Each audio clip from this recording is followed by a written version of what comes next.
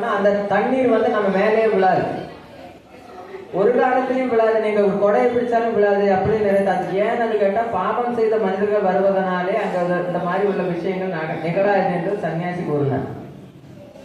அப்படி பார்த்த பொழுது சன்னியாசி கிட்ட கேட்ட எப்படி சந்நியாசம் என்பது என்ன முதல்ல சொன்னார்.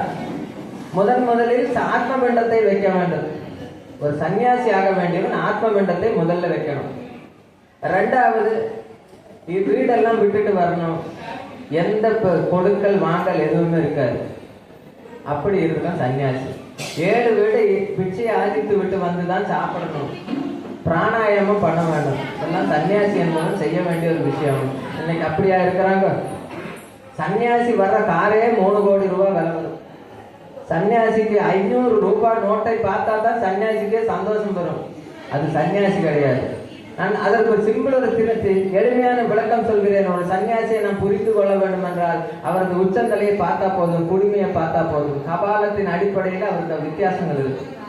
அதுதான் சன்னியாசி. இன்னைக்கெல்லாம் சன்னியாசி கிடையாது. சன்னியாசி சமயோஜிதமாக ஏமாற்றுவர்களாக இருந்து கொண்டிருக்கிறார். அதுதான் இந்த கலியின் தன்மை. கலியின் தன்மை அப்படித்தான்.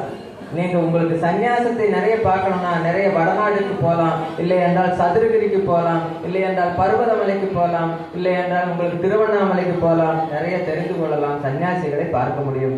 எந்த ஒரு சித்தரும் தன்னை வெளிக்காட்டி கொள்ளவே மாட்டார்கள். சித்தர்